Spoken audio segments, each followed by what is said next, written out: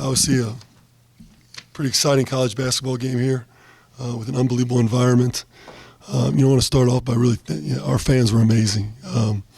It was, I've been in a lot of arenas in my career at a lot of different levels, and that was darn near as loud as I've heard it. It was, and when we needed it, down 14 or whatever we were in the second half, and to come back like that, in large part due to the crowd, and we were, very appreciative of their energy in the building throughout the game, really.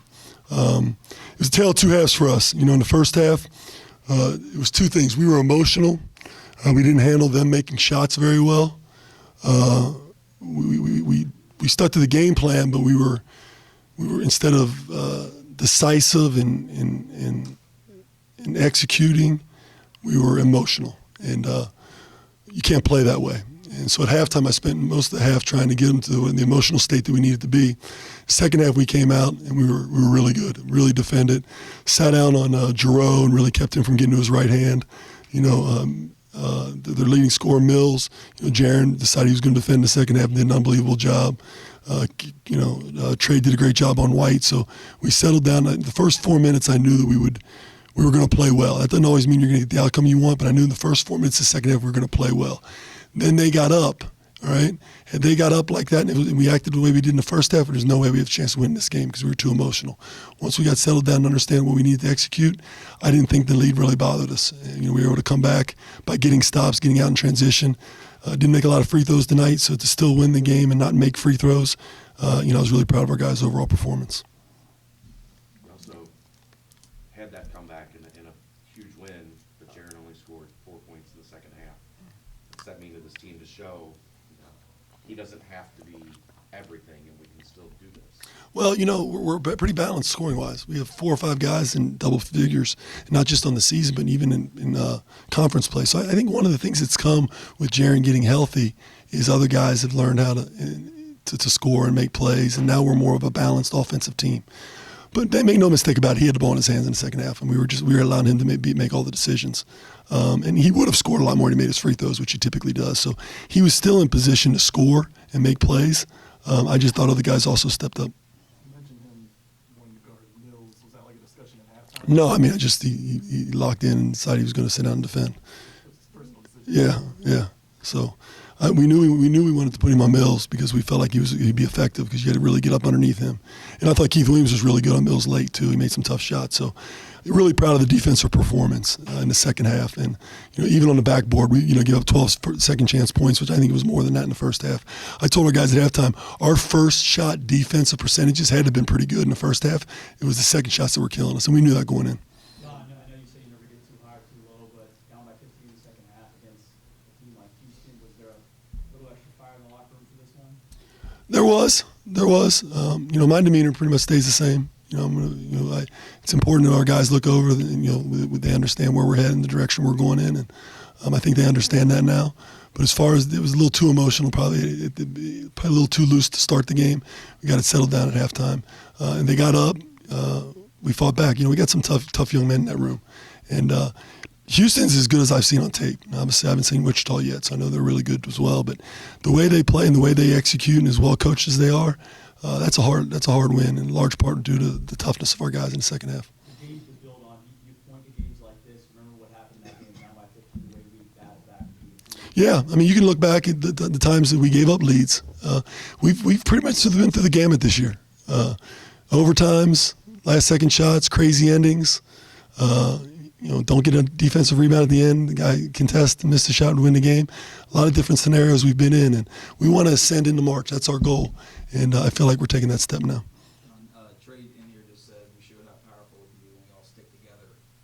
Is that what you've been preaching to this team? Yeah, that's the term we use, powerful. As we wrote on the board before we went out, we're powerful when we're together and connected and playing for each other instead of having agendas. And they don't know how powerful they can be. I'm trying to tell them it, and I think they're starting to realize it as each day goes by. Now, what do you do on Monday when you come back to practice? Do you take the approach you've taken the last 3 weeks and go Monday, Tuesday, Wednesday to prepare for Thursday, or do you take a step back? That'll be the challenge we have going forward. One field goal in the last 11 minutes, 30 seconds. Chris and Trey said there wasn't really anything different that you guys did. We decided we were going to guard. The game plan was exactly what it needed to be. and they knew it, and then they took it and they utilized it. They did a good job of being in the right spots in the first half. We just didn't have our emotional, mental, and physical investment, which means play hard defensively in the first half. You went back to Keith, he had 2 fouls, and he took the under 8 timeout in the first half. Did you just feel like you needed his aggressiveness out there? I did. I felt like he was, I'll never say getting away from us, but I felt like the game was going in the direction that I felt like I had to put him back in at that time. And, you know, you learn, it's the first year I've coached these guys. So you learn. Like Chris Vogt, I know when I can take him in, I'm learning these guys that they can play through 2 fouls. And Keith showed tonight that he can. It's the same with maybe Harvey in terms of athleticism. He hasn't played a lot more, 18 minutes. Well, Zach's an example of a guy who, you know, hasn't played a whole lot. And listen, you know, I'm not going to get on a rant, but basketball doesn't lie. It's truth serum.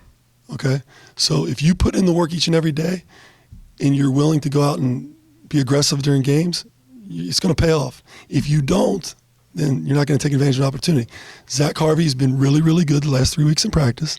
He gets an opportunity, takes advantage of it. I mean, it's the way the game works. You have to put into it to get out of it.